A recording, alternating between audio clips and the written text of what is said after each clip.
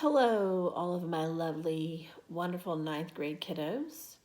I hope you're having a fantastic Wednesday in the middle of the apocalypse. Just kidding. We're not really in an apocalypse, but I think it probably feels that way to some of us. So, I'm here to bring you some delightful fun, geography related fun.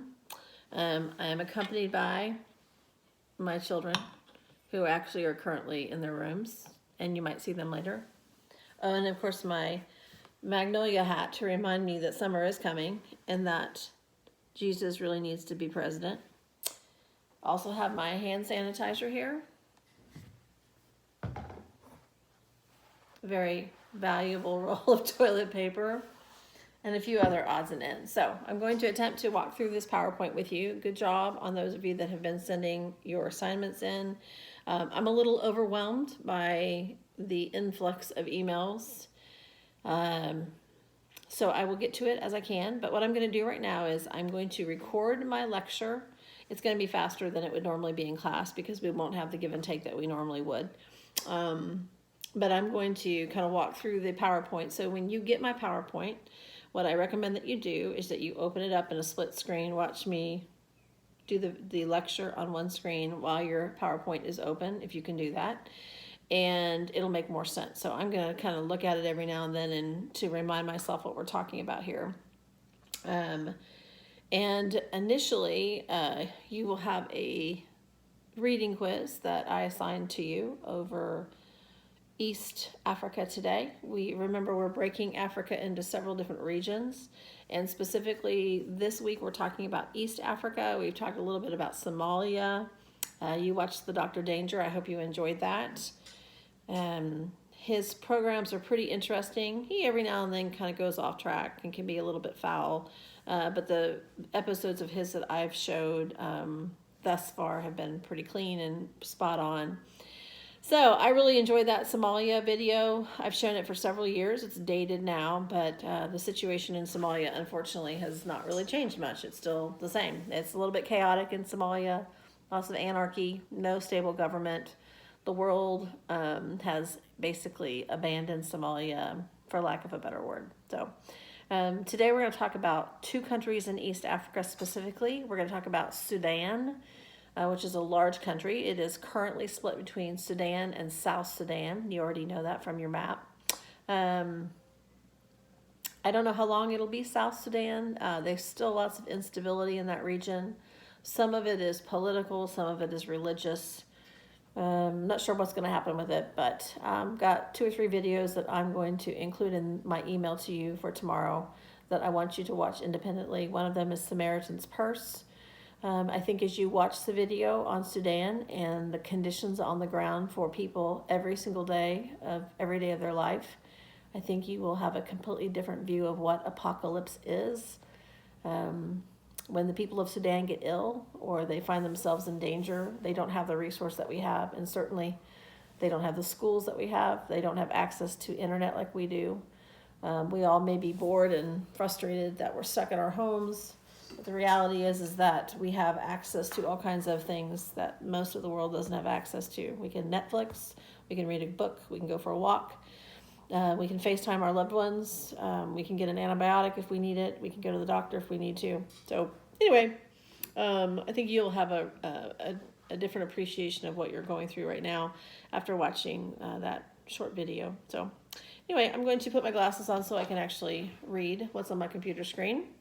I'm very excited because several of you sent me wonderful facts of the day. Our fact of the day for Thursday was going to be the Great Serengeti Migration, and I decided that I would allow you guys to do a little bit of what I do and do your own little research associated with the Serengeti Migration. I got some great responses. I'm going to read some of them to you guys. Let's see here. I'm not going to say names. Actually, yes, I am. Let's see here. Macy Brookhauser sent me a little bit of information about the Serengeti migration. She says zebras and antelope can also be seen migrating in the migration. Wildebeests and zebras usually don't fight over food because they eat different parts of the plants. I had no idea. Thank you, Macy. Grace Moore says that the herds travel at least 500 miles during each cycle.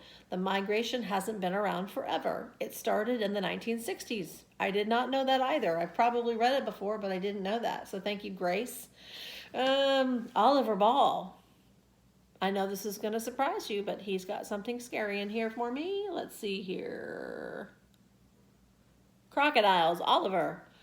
The crocodiles, awaiting the herds in the Mara River, drown their prey by clutching them in their strong jaws and pulling them below the water, twisting them to break off bite-sized pieces. Oliver.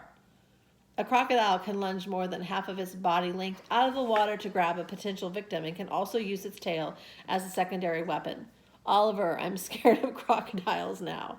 I was before as well. No, honestly, that's pretty good information. And then let's see here. Reagan Murphy. There's Chapman. Hi, class. Hello. Oh. Yeah, you're here in spirit. His hair is a little bit longer in that picture. Guess where this was taken, actually? Brooklyn, baby. No, it was almost down by Times Square, so New York City. I thought I looked really good in that outfit, and I'm now realizing that I don't. You look pretty cute, I think. All right. I'm not touching my face, by the way. I was a little scratched, but Germ-X, I'm gonna... More Germ-X right here. Okay. Let's see here. Reagan Murphy wrote that for a short time of the year, the herds are in Kenya. Between July and October, the wildebeest are always crossing the Mara River into Tanzania, which is apparently the low tourist turnout time. There's not as many tourists there to see that happen. So I appreciated that. I think everybody sent me the information on that. I'm going to read what I had written down for the Serengeti migration. And in your PowerPoint, as I'm talking this through, there's actually pictures that I did last year. Several of you all turned in phenomenal pictures. You found some super great pictures. So I really enjoy looking at those. This is what my fact of the day says. The Great Serengeti Migration, Africa's Race for Life. The journey for the key players in the Great Migration, the roughly 1.5 million wildebeest, start in the south of Serengeti with the birth of 500,000 calves between January and March. A favorite season for many of the seasoned Serengeti guides. Whoops, I lost my place. The air during these months is full of new life and action. Predators like lions and hyenas are constantly hunting for babies, and thousands of calves are born within a couple of weeks of each other. A feast for the eyes of the true wildlife enthusiast. When the droughts come in May, the herds move north to the Masai Mara, chomping down the high green grass, quickly followed by the gazelles and zebras. The migration is not without risk. Crossing rivers means facing about 3,000 crocodiles, as Oliver mentioned, patiently waiting for a kill.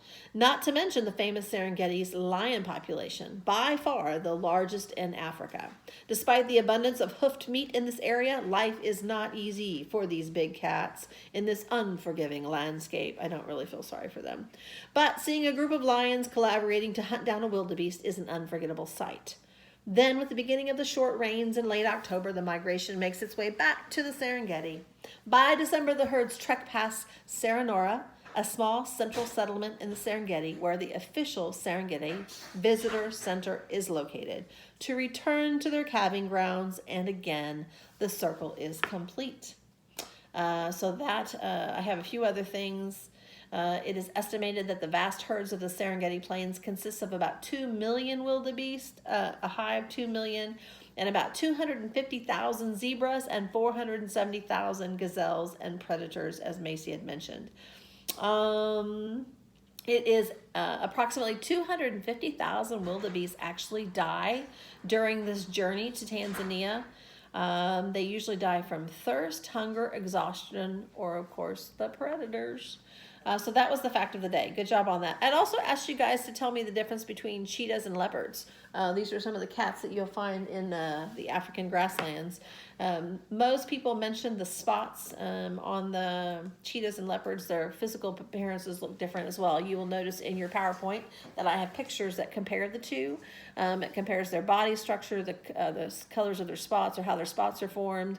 And then let's see here. Anna sent me a really good explanation. She says both cheetahs and leopards display God's amazing creativity, and although different, both are amazing. To start, leopards prefer more wooded areas in order to blend in, and cheetahs, however, would rather occupy open plains where they can chase their meals. Both of them are meat eaters, but they get it in different ways. Leopards sneak up on their prey, but cheetahs don't use the element of surprise. Instead, they use the speed that God gave them to chase down what they think is on the menu. Another difference between these two animals is their claws. I thought this was interesting. Leopards have retractable claws, but cheetahs do not.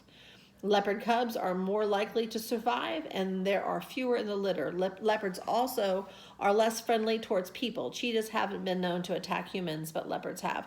I believe, I remember it was the Bengal tiger that also had retractable claws when we watched the Jungle Book. So Kennedy Clark also said, talking about the spots, that cheetah spots are black while leopards have these rosettes. There are a couple different colors and they're irregularly shaped. I know sometimes like cheetah print and animal print is really popular right now. Actually, I will show you some of the varieties of prints that we have in our house right now. I'm super excited about these new pillows that I purchased. These are from Walmart. I'm going to turn the camera around so you can see it. I'm going to try to turn the camera. I guess I'm not going to turn it around. Here we go. There they are. And there's my puppy. Say hi, Romeo. Hi. Yep, so that's one little animal print I have. Oh, Romeo wants to say hi, or Riley wants to say hi as well. Sorry for the noise there, or the background light.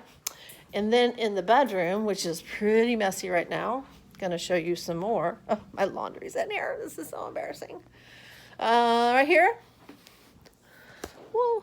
This is a blanket that I purchased at Sam's Club. Again, very, very popular. This looks to me to be a cheetah print, sorry. Cheetah, it's got those strange shapes, black circling different colors, and then I've also got a blanket on the ground that's got animal print. So, very popular right now, but if you come across the ones that are oblong or shaped unusual, black surrounding different colors, you know what you got. Okay, I'm coming back in here. This is really sad that I'm out of breath walking around my house. I'm gonna put you back here. Oh boy, I hear dogs barking now. My husband is coming out of his office. All right, so again, cheetah spots are black. I'm sorry, I got it turned around. Leopard spots are the rosettes that are surrounded by black. Okay, anyway. All right, so I'm gonna go back to my PowerPoint. And so that's the Serengeti migration. It does happen in East Africa between the countries of Kenya and Tanzania. You can look at all the fun pictures, the lions, hunting, elephants, zebras, etc. One of the definitions that is included in this particular PowerPoint is the Masai Mara. It is the largest game reserve. Let's see, one of the largest in the world. It happens to be in Kenya.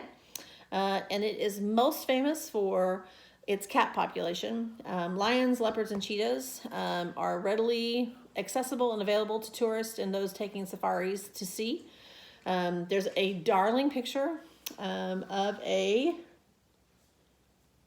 oh boy, I can't tell which it is. Hold on just a second. Of a cheetah. Cheetahs have kind of smaller heads and their necks are longer, but it is a cheetah with her cubs, and it's really super cute. I want you to pay attention to that. So the Serengeti migration does pass through Masai Mara in Kenya. And then there's some more slides of the different shapes of the faces of the leopards and the cheetahs. Let's see here. The cheetah, the leopard actually has black lines that line its cheeks. Anyway, really, really cool pictures. Pay attention to those when you see the PowerPoint. You're also going to see some pictures of the breakdown of the different, I'm going to go back here again, I'm in my kitchen, of the different regions of Africa. So right now we're talking about that eastern portion in the green, which does include Madagascar. Put you right back up there. There we go.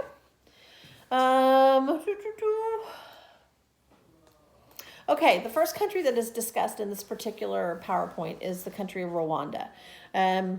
You can look through the notes. I'm going to read through them with you, but Rwanda has kind of a dicey history. So It was a stable country, but it had a history, a colonization history, competing European countries that have historically tried to control the country and created a little bit of, I'll call it ethnic tension between different tribal groups within the country.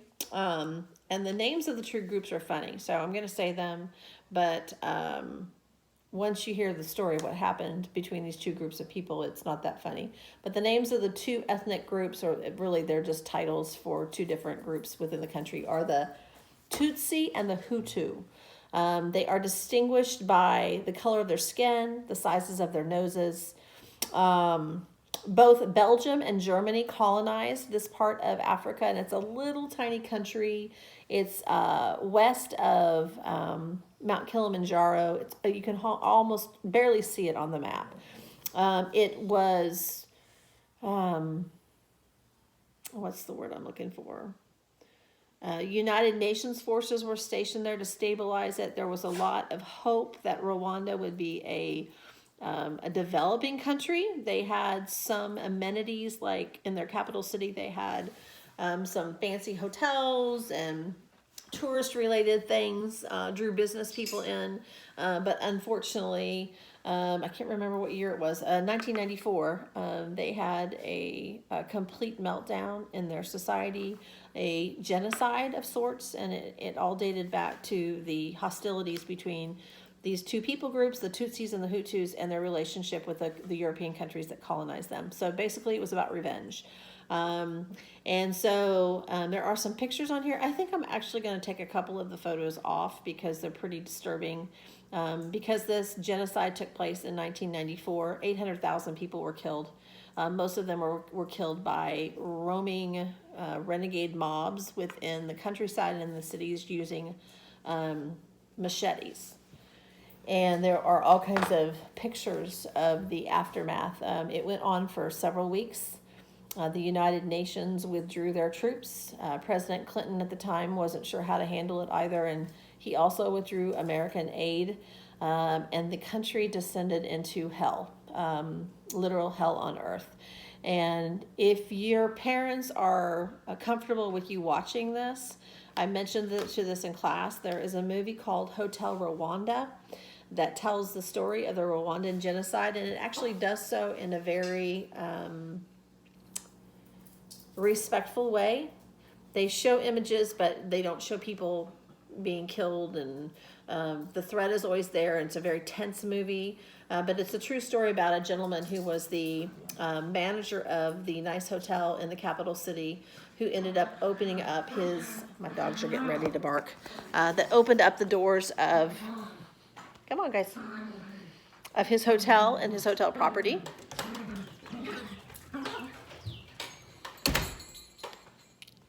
To people who were in danger. He was a member of the ethnic group that was committing the atrocity, so he was personally safe, but his wife was of the other ethnic group, so even his own family was at risk. But it's a true story of how he essentially saved the lives of hundreds of people during these chaotic weeks in Rwanda. I made my kids watch it, my own teenagers, when they were old enough to be able to watch it. It's one of those movies that I recommend everybody watching because it reminds us of how thankful we should be for the fact that we live in a country that is stable, even though it feels crazy right now, and that we have the right to protect ourselves, and that we are not vulnerable to the kind of chaos that ensued and lawlessness that ensued in this country. So again, 1994 genocide in Rwanda, and the world sat silent as 800,000 people were massacred primarily by machetes. So there is an image in the PowerPoint that is a gentleman who represents, he's sort of the face of the genocide, and his photograph was taken multiple times. He took several machete blows to the head and to the skull, and he bears the scars of that today. And he was featured on several magazines. I'm going to include that in the PowerPoint and leave that on the PowerPoint.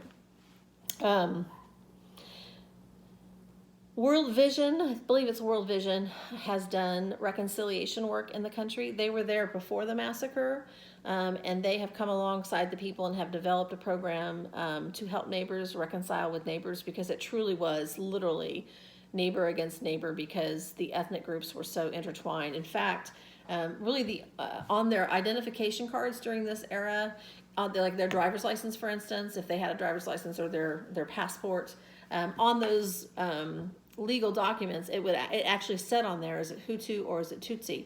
And the Tutsis were people who had lighter skin and had long, narrow facial features. The Hutu were darker skin and had broader facial features. And so really it wasn't anything to do with DNA. It had more to do with physical appearance and what the government thought that you looked like.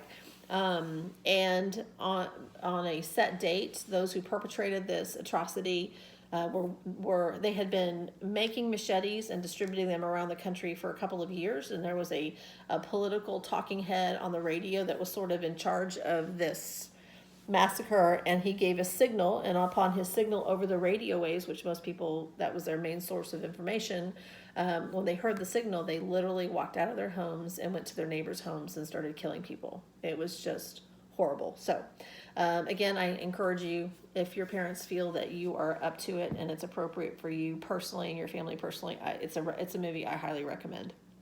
Okay, so Rwanda is one of those countries, again, in eastern part of Africa. The other country that I want to kind of focus on is Sudan, which we've already mentioned. It's Africa's largest country. It's huge. It's probably the size of the Pacific Northwest, California, Oregon, Washington, Nevada, Utah, kind of that whole middle section, or western section of the United States. It is today Sudan and South Sudan. Historically, northern Sudan was part of the Egyptian Empire. It sits right below Egypt. The Nile River goes through it and splits into two different river systems. There are more pyramids in Sudan than there are actually in the country of Egypt, although Egypt is a more developed country and it's been more stable, and so tourists tend to go to Egypt to see the pyramids. But they were known as the Black Pharaohs versus the Arab Pharaohs, and you'll discover as I have you watch a couple of short historical video clips on Sudan that much of the tension and political problems that have existed in Sudan have to do with racial things as well. It's kind of an Arab Muslim versus a Black African, and the line there is very difficult to denote, and so because you have a lot of mixed races as well. So the Egyptian tend to be Arab, the Sudanese tend to be African, Black African. So let's see here. So the country of Sudan has a history connected with Egypt and the Nile River. Unfortunately, civil unrest has plagued the area for decades. In 2003, I remember when I guess my kids were babies, there was a region of the Sudan called the Darfur, which is the western part of the country, where there was drought and famine and political unrest. Millions of people were internally displaced, living in refugee camps, and continue to this day. Again, because it sits between North and Central Africa, you have a religious component as well. So those people that live in the northern part of Sudan, or Sudan, tend to be Muslim, and those that live in South Sudan tend to be Christian or have been Christianized by missionaries and whatnot. And so that's also a source of huge conflict. And the conflict continues today. Samaritan's Purse, who does the Christmas shoe boxes, has a huge ministry there. They've rebuilt churches. They have sent aid in there. I mean, they are very, very intimately acquainted with Sudan. Franklin Graham himself visits there often. The northern military and government continues to just kind of randomly drop bombs in an area called the Nuba Mountains between the two, and targets Christian populations. It's just a really, really sad situation. Sorry, I'm going to have to let my